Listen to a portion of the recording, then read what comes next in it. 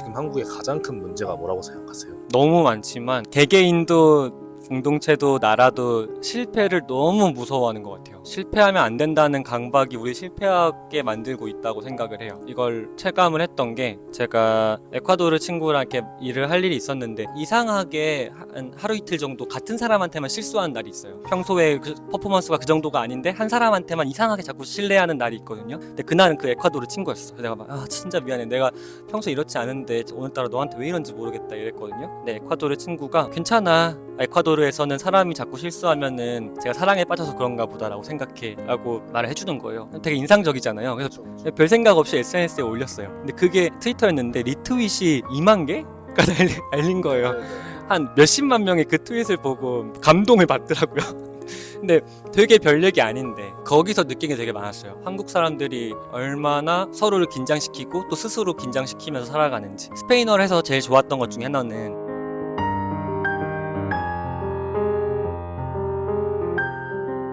그러면은 우선 가장 먼저 간단하게 기훈님의 자기소개를 해주실 수 있을까요? 저는 서울대학교 서서문학과에서 중남미 문학 전공으로 박사과정에 있고 모스크바 서핑클럽이라는 밴드에서 기타 치고 노래도 하고 있습니다. 그러면은 먼저 기훈님의 삶에 대한 이야기부터 하면서 얘기를 시작해 보려고 하는데요. 혹시 살면서 갖고 있는 가장 큰 후회가 있으신가요? 후회요.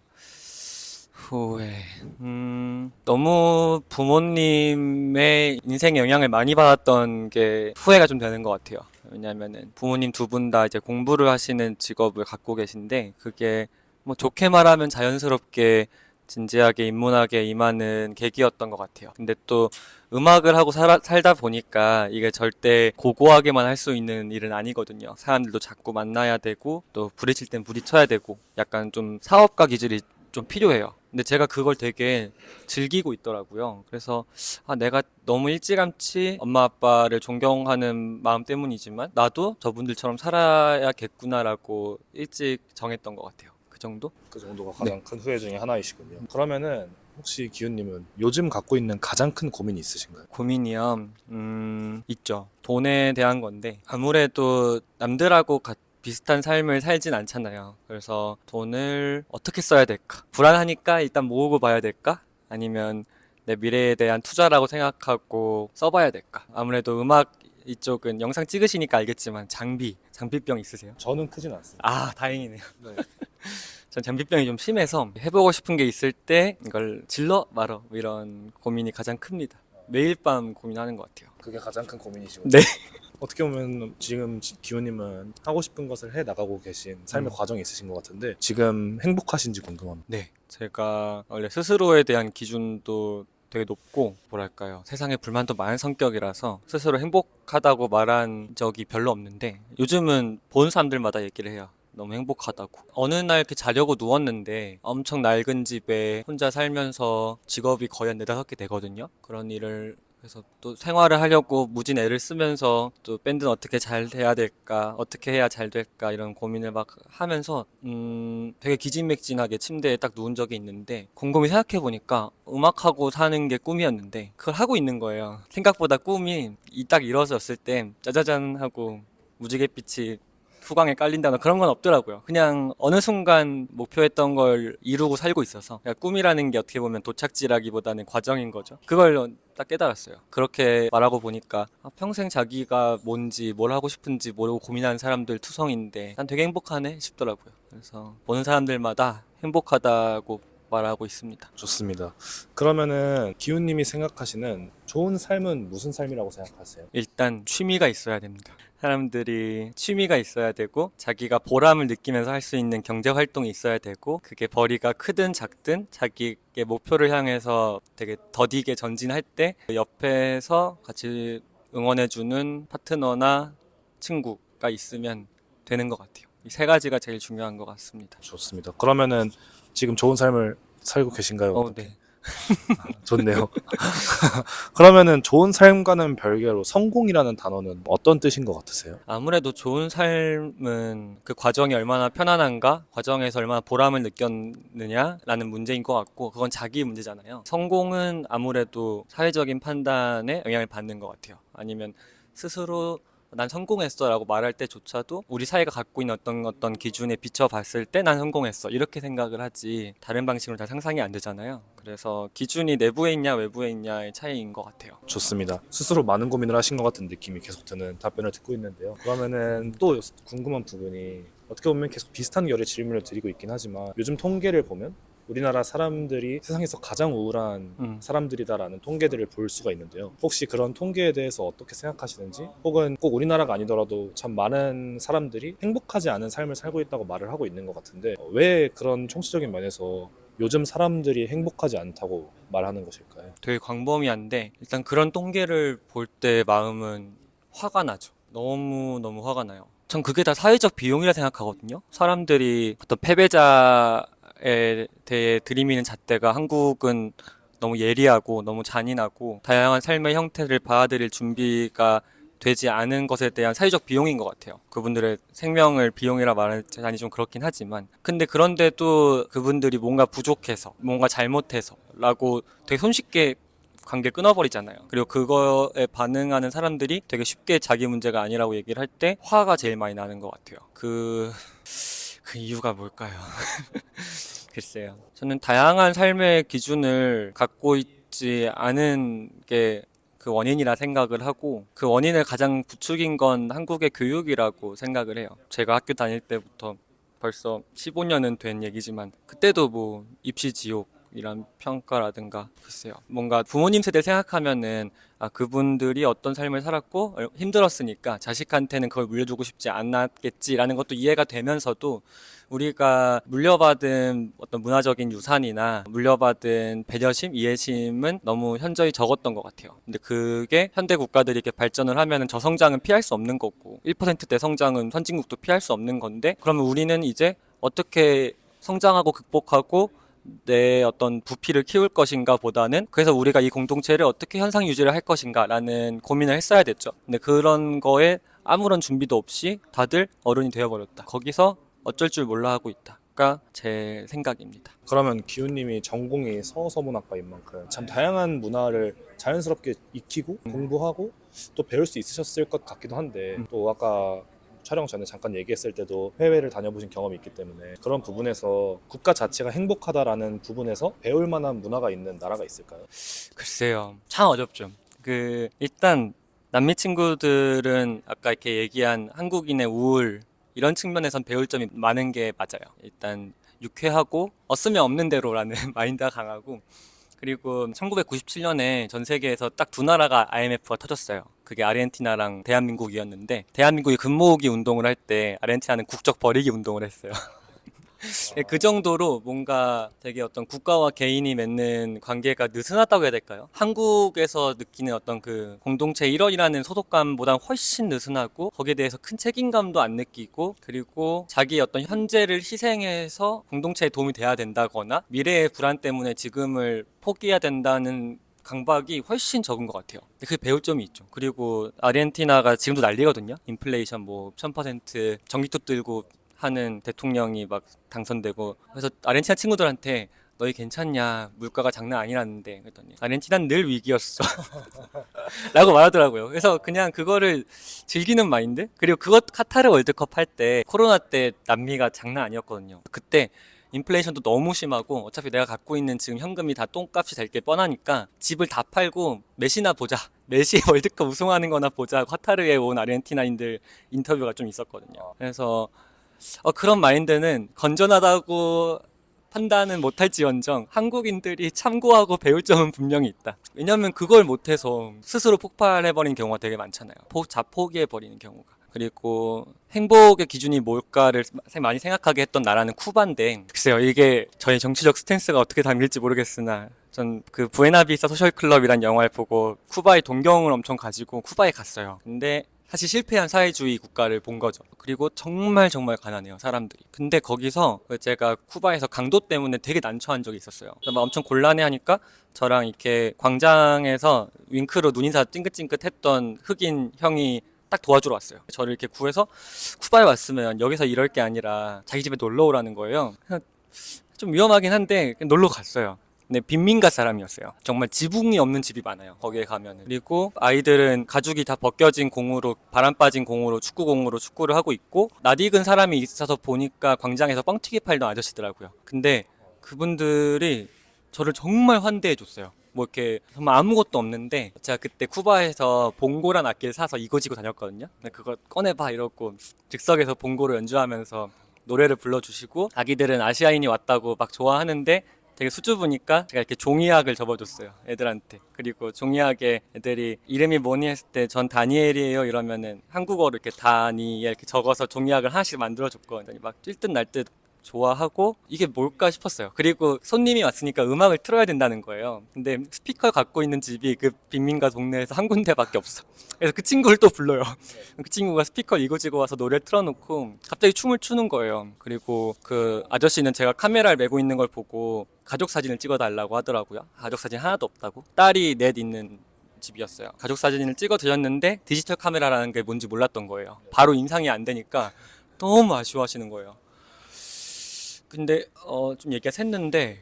하여간에 그때 그 사람들이 너무 행복하게 살아서 행복이란 게 뭘까 그때 생각을 참 많이 했던 것 같아요. 그냥 되게 베풀 준비가 돼 있는 사람들이, 그리고 또 삶을 즐길 자세가 돼 있는 사람들이 이렇게 힘든 상황에서도 참 유쾌하구나 싶었고, 그리고 한 달 월급을 들어보니까 당시 한화로 한 10,000원, 20,000원 되더라고요. 집에 와서 한국에 돌아와서 사진을 다 이렇게 인화를 하고 축구공이랑 축구공 바람 넣는 도구랑 그때 21살이어서 스페인어도 잘 안 됐는데 되게 서투르게 쓴 편지랑 해서 쿠바에 보냈죠. 보내는 것만 한 10만 원 했던 것 같아요. 잘 도착했는지 어떤지 모르겠지만 답장은 못 받으셨고. 못 봤죠. 편지 한 통만 보내도 몇만 원 할 텐데요. 그렇군요. 많은 생각을 하게 만드는 경험이셨겠네요. 그쵸. 좋습니다. 그러면 또 다음 질문으로 넘어가 보려고 하는데요. 삶에 대한 마지막 질문인데 혹시 기훈님은 꿈이 있으신가요? 꿈이요.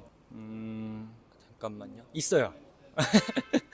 일단 지금은 젊으니까 뭐 돈도 벌어야 되고 이왕이면 목표도 높게 설정해야 되고 편안한 시기는 아니잖아요. 뭐 이렇게 자꾸 성취해야 되는 시기지. 근데 제가 즐길 만큼 즐겨봤다. 누릴 만큼 누려봤고, 뭐랄까, 달리기 열심히 했다. 이제 좀 접어도 되겠다 하고 스스로 편안해지는 시기가 되면은 가난한 아이들 음악 가르쳐주는 일을 하고 싶어요.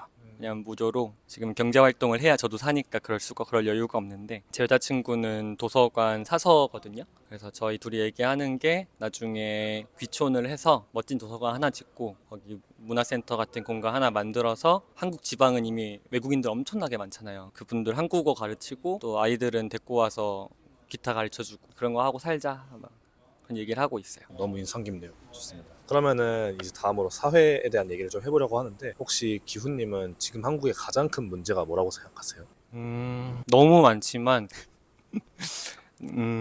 개개인도 공동체도 나라도 실패를 너무 무서워하는 것 같아요. 실패하면 안 된다는 강박이 우리 실패하게 만들고 있다고 생각을 해요. 이걸 체감을 했던 게, 제가 에콰도르 친구랑 이렇게 일을 할 일이 있었는데 이상하게 한 하루 이틀 정도 같은 사람한테만 실수하는 날이 있어요. 평소에 그 퍼포먼스가 그 정도가 아닌데 한 사람한테만 이상하게 자꾸 신뢰하는 날이 있거든요. 근데 그날은 그 에콰도르 친구였어. 그래서 내가 막 진짜 미안해. 내가 평소 이렇지 않은데 오늘따라 너한테 왜 이런지 모르겠다 이랬거든요. 근데 에콰도르 친구가 괜찮아. 에콰도르에서는 사람이 자꾸 실수하면은 제가 사랑에 빠져서 그런가 보다라고 생각해 라고 말을 해주는 거예요. 되게 인상적이잖아요. 그래서 별 생각 없이 SNS에 올렸어요. 근데 그게 트위터였는데 리트윗이 2만 개가 달린 거예요.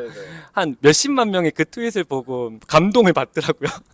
근데 되게 별 얘기 아닌데 거기서 느낀 게 되게 많았어요. 한국 사람들이 얼마나 서로를 긴장시키고 또 스스로 긴장시키면서 살아가는지. 스페인어를 해서 제일 좋았던 것 중에 하나는, 우리 요즘 말 이쁘게 해 이거에 되게 민감하잖아요. 말 이쁘게 하는 게 그냥 스페인어의 습관입니다. 그냥 잘했어, 그냥 네가 최고야 뭐부터 시작해가지고 스페인어에 되게 긍정적인 어휘들이 되게 다양해요. 너무 좋다, 인상적이다, 멋지다, 뭐 훌륭하다, 이쁘다. 그래서 좀 사람들이, 저는 좋은 말 하는데 좀 더 후했으면 좋겠어요. 솔직히 한 사람 한 사람의 어떤 절망이나 힘듦을 이웃이 같이 져줘야 된다, 이런 건 좀 너무 어려운 얘기고, 저 어렸을 때나 시골에서나 가능했던 얘기고, 그건 문화의 문제인데 말 이쁘게 하는 건 다 할 수 있잖아요. 거기서부터 시작해야 되지 않나 싶어요. 그런 문제가 한국만의 문제라고 생각하세요? 아니면 세계 전체적인 문제라고 생각하세요?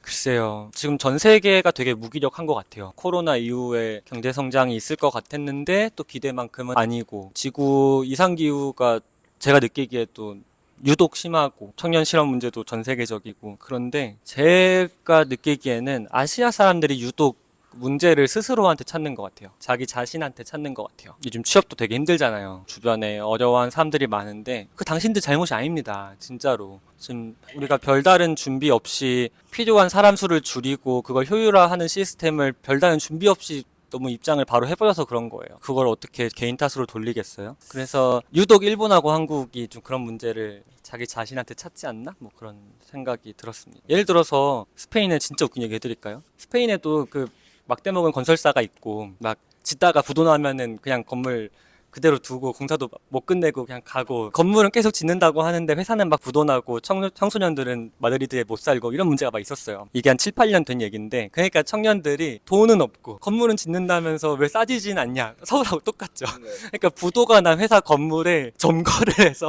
네. 전기 없이 사는 거예요. 거기서 어떤 무슨 되게 반문화적인 공동체가 생겨서 근데 거기가 되게 잘 운영이 됐대요. 그래서 이해가 되시죠? 네. 한국 사람들 너무 착한 거예요. 한국 사람들 너무 착해요. 그래서 당장 뭘 건물 점거하자는 건 아니지만 우리가 좀 더 뻔뻔해도 된다라고 전 생각합니다. 좋습니다. 그러면은 명실상부 1등 대학 서울대학교를 다니셨잖아요. 그러면서 혹시 특별히 좀 배웠거나 재밌었던 일이 있으신가요? 딱 1학년 1학기 때 충격을 받은 게 하나 있어요. 그러니까 전 서울대 빼고 대학 다 떨어졌습니다. 그래서 이거 뭔가 입학 전산에 오류가 생겨서 내가 얼떨결에 들어왔나 하고 되게 열심히 했어요. 제 딴에. 그래서 1학년 1학기 스페인어 시간에 중간고사를 봤는데 제가 92점인가 받았어요. 나 되게 잘했다 했는데 그 반에서 꼴찌인 거예요. 100점 만점인데요? 그래서 막 여기가 이게 서울대인가 봐. 집에 가서 그랬던 적이 있습니다. 그 과정에서 뭔가 기훈님이 그 많은 노력을 하셨음에도 뭔가 속상함이나 좌절감이 들진 않으셨어요? 지금은 좀 가물가물한데 들었겠죠? 근데 그거 사람이 좀 기가 죽을 필요도 있어요. 그래서 저는 그 뒤로 내가 되게 별 볼 일 없는 애구나라는 그 객관화가 잘 돼서 스스로를 좀 편안하게 느끼거든요. 그래서 전 그런 기준도 좀 웃긴 것 같아요. 예를 들어서 모두가 용의 꼬리가 되느니 뱀의 머리가 된다고 해봐요. 그럼 뱀의 꼬리 입장에서 얼마나 기분 나쁘겠어요. 그럼 난 어디로 가야 돼? 지렁이 머리 하러 가야 되나? 그럼 지렁이 꼬리는 얼마나 기분이 나쁘겠어요. 그래서 막 이게 결국에 나 하나의 문제가 아니라 꼬리에 꼬리를 무는 얘긴데 그냥 서로 그런 걸 별로 신경 안 쓰고 살았으면 좋겠습니다. 그리고 내가 못난 상황에 있다고 해서 너무 스트레스 받지 마세요. 그 사람이 그늘이 있어야 또 다른 사람을 쉬는 어떤 품이 생기니까 태양만 쬐고 산 사람들은 그런 넉넉함이 없어요. 그러니까 자기가 너무 못나 보이거든. 내가 나중에 고민 상담 잘해주겠다 이렇게 생각하시고 받아들이시길 바랍니다. 너무 수동적인 아니요. 그러면은 네. 기훈님이 느끼시기에 서울대학교의 가장 좋은 점은 뭐라고 생각하세요? 가장 좋은 점이요. 도서관이 훌륭해요. 정말 장서들이 엄청나고 저기서 그냥 하루 종일 있고 싶은 날이 많을 정도로. 그 다음에 뭐랄까 좋은 의미로 취향이 딥한 사람들이 되게 많습니다. 뭐랄까 그러니까 좀 머리가 비상한 사람들이 많다 보니까 전 영화 동아리 했었는데 거기선 전 완전 그냥 진짜 찍먹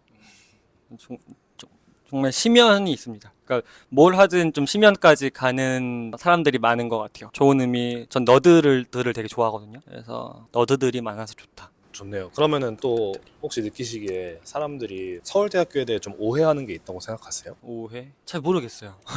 근데 그런 건 느껴요. 이게 우리가 엄청난 학벌 사회에 살고 있잖아요. 그게 여러 가지 이유가 있어요. 제가 보기에는. 그리고 종합대학이라는 시스템이 좀 이상해요. 왜 종합대학이어야 하죠? 예를 들어서 인문학 공부하려면 어디가 유명하고 공학 공부하려면 어디가 유명하고 이 시스템이 훨씬 수평적이고 좋지 않나요? 공대는 계속 부러워요.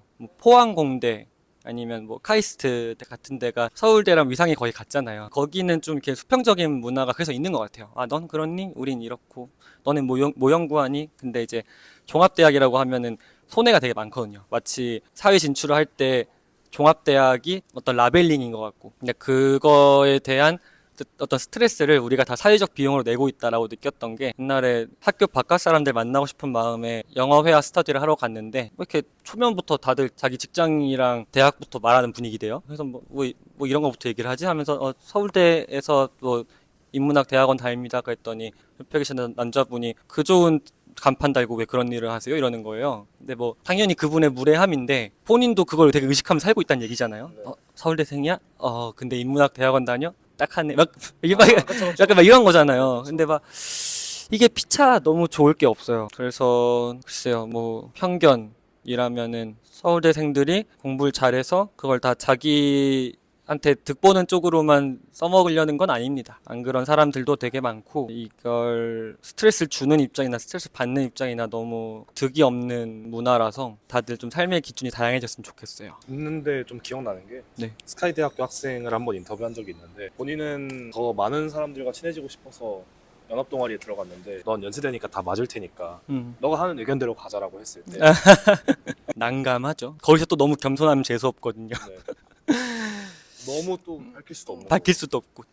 그러면은 이어서 전공과 관련된 얘기를 해보려고 하는데요. 우선 가장 먼저 기훈님의 전공이 무엇이신가요? 저는 서서문학 전공이고요. 스페인어학 그리고 스페인어권 문학을 공부하는 전공인데 저는 그 중에서도 중남미 소설 위주로 공부를 하고 있습니다. 고등학생 때 그 전공을 선택한 이유가 있으세요? 저는 딱히 엄청난 목표는 없었어요. 일단은 어렸을 때 아버지나 누나의 존재감이 되게 커서 그 둘이 안 한 걸 하고 싶었고 근데 인문학이라는 공통 분문이 있었어요. 집안 전체에. 근데 그 중에서 아무도 안 건든 게 스페인어기도 했고요. 그다음에 수험 생활할 때 독서실에서 공부하기 싫으면은 책이나 읽자 하고 집에서 제일 두꺼운 책을 갖다 놓고 하루에 한 50페이지, 100페이지씩 읽었어요. 머리 식힐 때마다. 근데 그때 읽었던 게 돈키호테. 랑 가르시아 마르케스라는 콜롬비아 작가의 꼴레라 시대의 사랑이란 책이었어요. 그게 너무 재밌어서 홀린 듯이 그걸 막 읽어서 그냥 이걸로 그냥 써야겠다 하고 그냥 넣으셨군요. 네. 그러면은 지금 전공을 해보신 입장에서 이 전공을 다른 사람에게도 추천하고 싶으세요? 엄청요. 일단 효용감이라고 하죠. 이 외국어를 썼을 때 효용감이 제 자부하는데 제일 높습니다. 영어권 애들한테 우리가 영어를 잘하는 거랑 차원이 달라요. 거기 애들은 아시아인이 스페인어를 해주면은 일단 감사해야 할 줄 알고 엄청 고마워하고 그다음에 그 언어권에서 배울 수 있는 문화라는 게 틀림없이 있고요. 그다음에 전 세계적으로 20억 명 정도가 쓰니까 어딜 가든 좀 자신이 있어요. 심지어 한국에서도 홍대, 이태원 이런 데 가면은 엄청 많아요. 좋네요. 그러면은 만약에 기훈님이 이런 경험들을 갖고 다시 전공을 고를 수 있는 기회가 와도 같은 전공을 고르실 건가요? 어려운 문제네요. 복수 전공 정도? 그러면은 아니, 한번 해봤으니까. 그렇죠. 또 할 필요는 없죠. 네네. 주전공으로는 어떤 걸 하고 싶으세요? 문화인류학이요. 저는 만약에 음악을 안 했다면은 이것도 문학 공부를 안 했다면은 인류학자가 돼서 좀 전 세계 다니면서 사람들의 생활상 기록하고 거기서 어떤 인문학적인 인사이트를 얻는 거를 하고 싶어요. 너무 좋습니다. 그러면은 서서문학과 학생으로서 느낀 스페인은 어떤 나라라고 생각하세요? 스페인이요.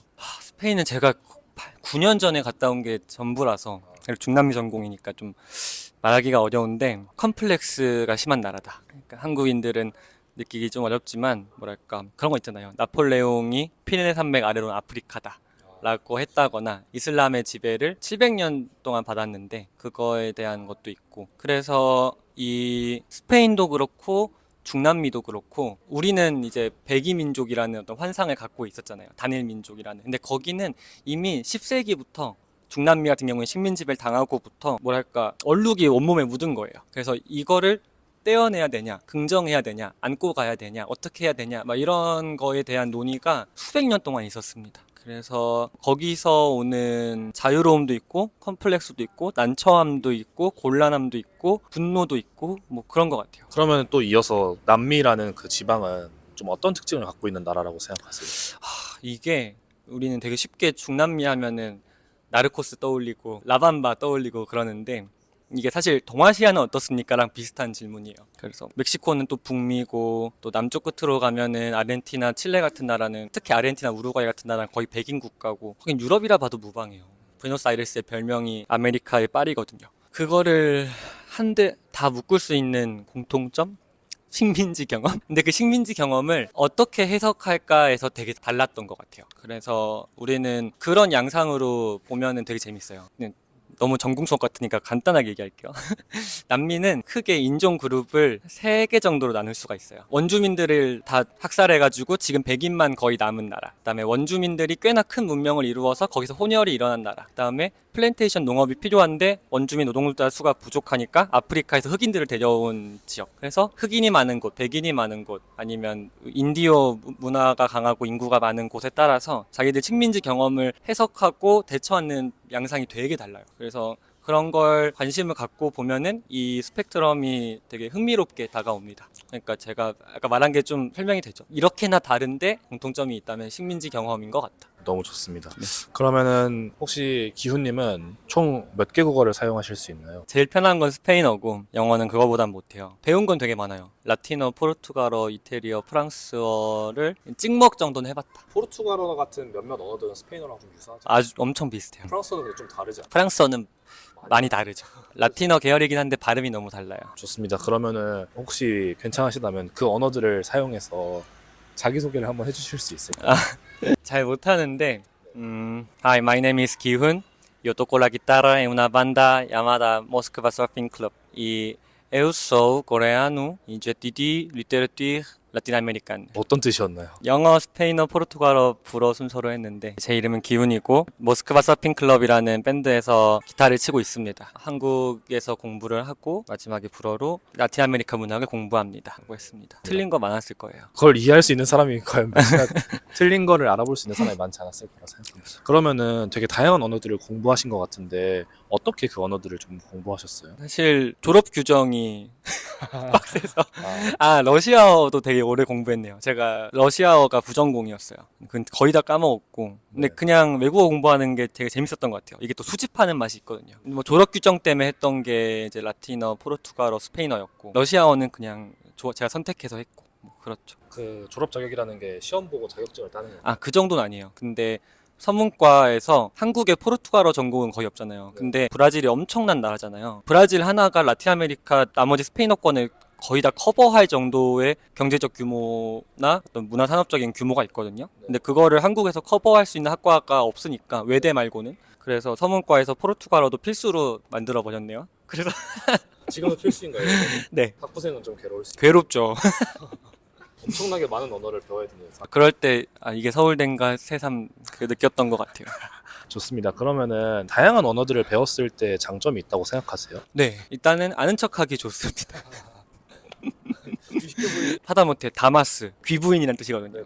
그런 것부터 시작해서 그리고 음악 좋아하시는 분들은 요즘에 다들 보사노바 이런 거 많이 좋아하실 것 같아요. 포르투갈어가 들리면은 노랫말이 너무 이쁘거든요. 그런 것도 있고 저는 노래 들을 때 효능감을 제일 많이 느꼈던 것 같아요. 이게 얘네 나라 말로 이런 말을 하면 이렇게 좋구나 이런 것도 있고. 저는 좀 또 궁금한 게 문학을 전공하셨다 보니까 가끔 번역을 하는 사람 입장에서 타국에는 있는 단어인데 한국에는 없는 단어라서 그 맥락을 전달하는데 어려움을 겪고 번역가의 의도가 들어가는 경우가 좀 있잖아요. 많죠. 그런 부분에서도 확실히 원어를 사용해서 읽고 듣고 대화한다는 게 도움이 된다고 생각하시나요? 네, 맞아요. 그러니까 요즘 현대 철학에선 꼭 그렇지 않다라고 얘기를 많이 하는데, 그러니까 언어는 사고가 사는 집이라는 얘기를 많이 하잖아요. 그러니까 집이 바뀌는 거죠. 언어를 바꾸면 정말 많이 느껴요. 알겠습니다.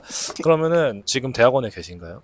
네. 어떤 이유로 대학원 진학을 결정하셨어요? 전 되게 당연하다고 생각하고 왔어요. 왜냐하면 인문학을 진지하게 생각을 했고 다른 길을 사실 고민을 잘 안 했던 것 같아요. 왜냐하면은 또 국립대 대학원은 장학금도 나오고 아마 등록금이 해결이 안 됐다, 장학금으로 해결 안 됐다면 고민을 했겠죠. 근데 내가 좋아하는 일을 장학금 받으면서 할 수 있어? 이러고 아무 고민 없이 들어왔던 것 같아요. 그리고 무엇보다 제 주변에서 친구들도 그렇고 부모님도 그렇고 저는 남들도 다 그렇지 않나 했던 부분이긴 한데 책을 읽으면서 제가 막 리액션을 하거든요. 웃긴 부분이 있으면 막 깔깔깔 웃고 안타까운 거 있으면 막 이러면서 책을 읽는데 사람들이 그걸 보고 너 어떻게 책을 그렇게 재밌게 읽니라는 거예요. 그래서 막 다 그렇지 않아? 내가 근데 보니까 거의 안 그렇더라고요. 책을 좋아하는 애들도 웃긴 친구 중에는 자기는 웃기면 그냥 옆에다 얼굴은 정색하고 키읔키읔키읔 적어놓는데요. 자기 소설책에다가. 근데 막 내가 몰랐는데 이걸 직업으로 하면은 잘하겠구나 하고 그때 또 생각을 했던 것 같아요. 그러면은 대학원을 고민 중인 학생들에게 해주고 싶은 말이 있으신가요? 인문학 분야로 한정 지어서 얘기를 해볼까요? 네, 그렇죠. 아무래도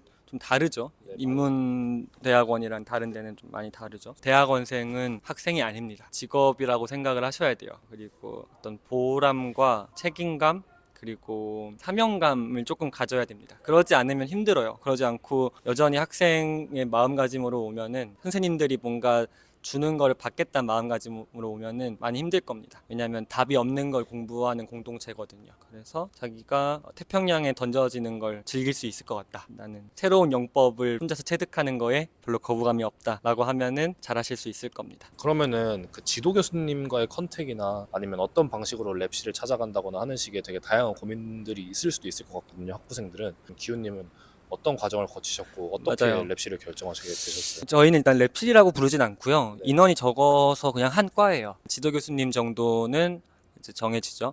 저는 무조건 추천하는 게 특히 인문대생이면은 자기가 관심 있는 분야에 한국에서 그 학술적인 아티클을 투고하시는 분들이 그렇게 많지 않을 거예요. 그냥 한번 훑어보려면 훑어볼 수 있을 정도가 될 건데 그걸 다 보세요. 너무 어려우면 초록만 보세요. 초록만 한 20개 읽어보면은 아 이렇구나 저렇구나 하는 게 가다가 잡힐 거거든요. 그 다음에 준비하면 됩니다. 그러면 지원할 때도 할 말이 있고 들어가서도 뭘 공부할지 예상이 되고 그렇게 하시면 됩니다. 너무 좋은 팁인 것 같습니다. 네. 그러면은 특히 박사과정을 하고 계신데 인문학을 공부하면서 현실적인 부분에서 좀 불안감은 없으셨나요? 많이 있었죠. 지금은 좀 줄어들었는데 많이 있었던 것 같아요. 돈에 대한 거 말씀하시는 거겠죠? 그러면은 웃기시기에 대한민국은 인문학을 공부하고 또 대학원에 가서 연구하기에 좋은 환경이고 좋은 국가라고 생각하시나요? 아닌 것 같아요. 왜 그렇게 생각하세요? 글쎄요. 우선은 지속적인 투자가 없다는 느낌이 되게 강합니다. 그리고 인문대학이란 단과대가 어떤 큰 규모의 공동체에서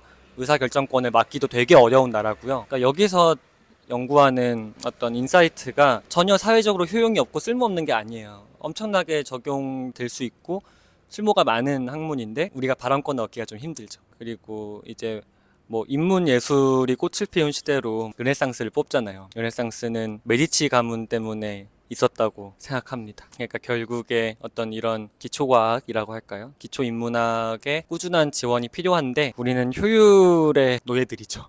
그렇죠. 그러면은 기훈님이 생각하시기에 좋은 인문학도는 어떤 사람이라고 생각하세요? 글쎄요, 그 좋은이라는 가치 평가가 되게 어려운 것 같아요. 그냥 저는 인문학은 태도와 해석의 능력을 배우는 곳이라고 생각을 해요. 그러니까 좀 더 영감을 주는 아니면 어떤 공동체에 좋은 성찰을 주는 태도나 해석을 만들 수 있는 사람이겠죠. 좋습니다. 그러면은 기훈님이 혹시 학부를 졸업한 지 몇 년 되셨나요? 2019년 2월 졸업이에요. 그러면 5년 됐습니다. 그러면은 졸업한 동기들은 주로 어떤 방향으로 진로를 결정했나요? 가지각색인데 스페인어 전공을 살려서 나간 사람은 딱 저 포함은 딱 2명이에요. 한 명은 외고 선생님이 됐고 스페인어 선생님이 됐고 전 대학원에 있고 기자가 된 친구도 있고 회사원들이 많죠. 전문직으로 간 분들도 좀 있겠네요. 이상하게 저희 쪽에는 없어요. 그래요? 네, 저희 기수는 없고 1, 2년 선배들 중에는 많아요. 무역회사 간 분, 유엔에서 일하는 분, 뭐 외교부에서 일하는 사람 다양합니다. 그렇군요. 그러면은 기훈님은 이 박사과정을 마무리하고 나서 어떤 걸 하고 싶으세요? 글쎄요, 일단 아마도 출강을 하겠죠. 그러면 학생들한테 좋은 책 읽히고, 좋은 토론 시키고, 그리고 남미에서 제일 많이 한국 사람들이 배워야 될 거는 로맨틱입니다. 로맨틱한 책들이 되게 많거든요. 저 학부 1학년 때 되게 기억에 남는 게 선생님께서 너네 중에 지금 남몰래 흠모하는 대상이 있거나 연애 중인 사람이 있거든. 도서관에 가서 파블로 네루다의 20편의 사랑의 시와 한 편의 절망의 노래를 읽어라. 근데 그게 사랑하는 사람 을 찬탄하는 20편의 시랑 그 사람을 잃어버렸을 때 너무나 절망한 한 편의 시가 있거든요. 그래서 연애 중이거든 앞에 20편만 읽고 마지막 한 편을 읽지 말아라. 헤어지거든 그때 읽어라 이랬던 게 있어요. 근데 그 기억이 너무 강렬하네요. 그래서 저는 헤어지고 읽었습니다. 그래서 그때 막 제가 그때 포스트잇을 붙여놓고 깜빡했나 봐요. 얼마 전에 도서관 보니까 그게 그대로 붙어 있더라고요.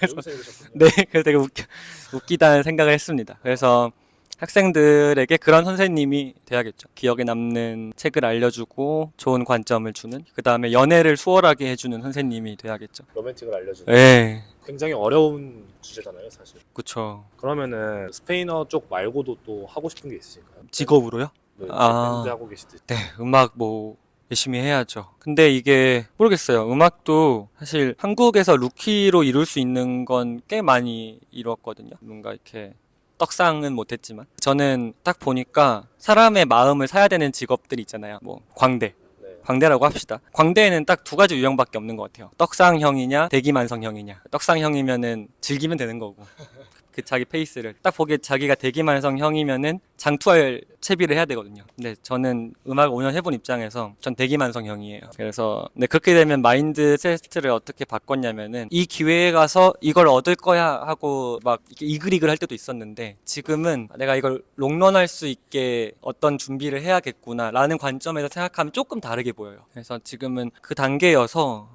뭐 이거를 어디까지 끌고 가고 싶다 이런 생각보다는 정말 좋은 작업하고 싶다. 그러려면은 뭐가 필요하겠다 이런 생각을 하고 있습니다. 힘을 좀 빼신 거군요. 그렇죠. 오래 가기 위해서. 그리고 사람들 눈에 바로 보이는 노력이 있고 사람들 눈에 띄지 않는 노력이 있어요. 이글이글 할 때는 그 후자의 노력에 시간을 들이는 게 좀 아깝거든요. 근데 이제 그걸 아까워하지 않는 거죠. 예를 들면 더 좋은 장비를 사기 위해서 뭐 돈을 벌어야 돼. 이럴 시간 연습해야 되는 거 아닐까? 뭐 이런 생각보다는 이게 나의 어떤 자립성이야. 라고 받아들이게 된 거죠. 또 어떻게 보면 밴드 운영하는 그 시스템도 한 번쯤은 개선해볼 타이밍이다라고 할 수도 있는 거예요. 맞아요. 아, 그런 것도 있어요. 저는 돈이 없어서 시작한 건데 밴드의 녹음, 믹스, 마스터를 다 제가 하거든요. 프로듀싱을 해요. 그리고 물론 열심히 녹음하고 프로듀싱 해주시는 한국의 엔지니어들도 많지만 인디 음악을 하는 입장에서 언더그라운드라는 게 되게 문화적이고 또 철학적인 거란 말이에요. 대중음악의 좋고 나쁨의 기준으로만 다가가면은 어떤 안 되는 측면들이 있어요. 예를 들어서 노이즈가 아이유 음악에서는 마이너스지만 어떤 음악에서는 플러스일 수 있단 말이에요. 근데 제가 인디 음악을 하면서 막 장비 하나 두 개씩 사서 힘들게 녹음해보고 완성시켜보고 하니까 내 후배들이 이 정도 하는 건 공부지 싶은 경험이 있고 내 후배들이 이건 진짜 반복 안 했으면 좋겠다 싶은 경험이 있어요. 저는 인프라가 좀 됐잖아요. 그래서 제가 좋아하는 동생들, 후배들 중에 좋은 컨텐츠가 있는 사람이 있으면은 그 사람들 음악 만들어주고 싶어요. 이미 한 건 했는데 부산에 있는 너무 좋아하는 동생이 있는데 되게 팬시한 스튜디오에 가서 좀 힘들었다고 하더라고요. 그래서 막 내가 뭐 몇 억짜리 장비는 없지만 나랑 할래? 해가지고 서로 좋게 작업을 마무리해줬던 기억이 있습니다. 좋습니다. 그래서 혹시 음악 쪽으로 어떻게 해서 진로를 결정하게 되신 거예요? 그냥 어렸을 때는 기타는 12살 때 친구가 교회에 가서 통기타 배우자 해서 그때 처음 배웠어요. 근데 그 전에는 몰랐는데 제가 음악을 되게 많이 듣고 살았더라고요. 아버지가 뭐든지 좀 모으는 분이셨는데 집에 음반이 되게 많았어요. 이모가 LP바를 했었고 그래서 알게 모르게 음악을 되게 많이 듣고 살다가 기타를 딱 쳤을 때 되게 좋더라고요. 그래서 미친 듯이 빠져들었어요. 정말 하루에 학교 가는 시간 빼곤 기타만 칠 때도 많았고 근데 이게 막 되게 천천히 꿈으로 스며들어온 것 같아요. 그러다가 좋아하는 기타리스트도 생기고 그러다가 뭐랄까 견물생심이라고 원래는 그냥 소박하게 기타 치면서 살려고 하다가 서울대에 입학하고 나니까 어떻게 보면은 뭐 제가 열심히 한 것도 있겠지만 되게 과분한 타이틀을 제가 얻었잖아요. 여기서 또 성취가 있어야 된다는 생각 아니면은 날 응원해주는 어른들한테 보답을 해야 된다는 생각이 되게 좋은 마음이면서도 제 목을 스스로 졸랐던 것 같아요. 그러다가 되게 우울한 시절이 있었는데 이렇게 딱 선택의 기로에 섰을 때 내가 정말 하고 싶었던 게 뭐였는지 생각한 다음에 한 번만 딱 못 먹어도 고 해보자 이런 마음으로 지금 밴드를 만들었습니다. 근데 그 뒤로는 감사한 기회들이 연속으로 있어서 지금은 공부랑 음악을 병행하면서 살고 있어요. 재미있는 이야기가 많으시군요. 그러면은 사실 또 궁금한 게 아까도 이제 말씀해 주셨듯이 부모님은 학자의 길을 걸어가시길 좀 원하셨을 것 같은데 그런 과정에서 부모님과의 충돌은 없으셨나요? 없다고 할 수는 없죠. 없다고는 할 수는 없고 다른 집만큼 심하지도 않았던 것 같아요. 근데 제가 자주 하는 얘기인데 부모님을 설득시키는 게 아닙니다. 납득시키는 겁니다. 체념시키는 거예요. 엄마 아빠한테 말과 논리로 이기려고 하지 마세요. 그게 공허합니다. 이겨도 공허해요. 예를 들어서 딱 엄마 아빠를 이겼어요. 나 오늘부터 멋진 미디어 아티스트네. 이렇게 될 것 같으세요? 아니. 자신의 가치를 집 밖에서 발견하시기 바랍니다. 저도 그게 되기까지 되게 오래 걸렸어요. 너무 좋습니다. 그러면은 기훈님이 이런 비슷한 도전을 해보고 싶은 후배들에게 좀 해주고 싶은 말이 있으세요? 집 밖에서 본인의 가치를 찾아나가는. 맨 땅에 헤딩밖에 없습니다. 그리고 이거 사람들이 잘 안 믿어요. 저는 이것도 사람마다 생각한 게 다른 부분이긴 한데 저는 기회를 자꾸 멀리서 찾지 말고 주변 사람들에게 친절하고 진심으로 다가가세요. 왜냐하면 결국에 문화예술계는 어쨌든 좋은 사람들이 모여서 멋진 사람들이 모이는 좋은 이벤트를 여는 게 목표입니다. 좋은 관점으로 좋은 사람들을 모으는 게 뭐 영상 제작자도 그렇고 하는 일이잖아요. 나중에 어떤 인연이 어떻게 돌아올지 아무도 몰라요, 진짜로. 저도 스페인 레스토랑에서 알바를 한 1년 반 했는데 거기서 만난 사람들이 나중에 어떻게 연결되고 막 그런 게 있었어요. 그렇다고 나쁜 사람한테 잘해주는 얘기는 절대 아닙니다. 은인 100명 만나는 것보다 악인 1명 피하는 게 훨씬 이득이에요. 근데 진짜 그래요. 그렇지만 당신이 보기에 괜찮은 사람이다라고 하면은 필드가 다르다. 쟤는 뭐 급이 어떻다 이런 거 나누지 마시고 나쁜 사람이 아니면은 모두에게 친절하시기 바랍니다. 딱 한마디로 요약하면은 네. 또 보고 싶은 사람이 되세요. 그게 다입니다. 좋습니다. 그러면은 혹시 기훈님이 마지막으로 하고 싶은 얘기가 있으실까요? 모스크바 서핑 클럽 음악 한 번씩 들어주세요. 제일 좋아하는 노래가 있으세요? 그때그때 달라지는데 어쩌면 우리의 노래가 세상을 구할지 몰라 라는 용감한 제목의 노래가 있어요. 지난 주말에 그 노래를 관객들하고 같이 불렀을 때 정말 착각이어도 좋으니 이 착각이 너무 좋다 이런 감정이 들었습니다. 그렇군요. 그 모스크바 서핑 클럽의 공연을 보고 싶으면 인스타그램을 팔로잉하고 기다리면 될까요? 네, 공연 소식 주기적으로 올리니까요. 인스타그램으로 팔로우 해주시면 되겠습니다. 너무 좋습니다. 그러면 이제 정말 모스크바 서핑 클럽의 음악을 아우트로로 깔면서 영상을 마무리 짓도록 하겠습니다. 많은 관심을 부탁드립니다. 감사합니다. 감사합니다. 고생했습니다. 네. 힘들지 않으셨어요? 저 말하는 거 좋아해서.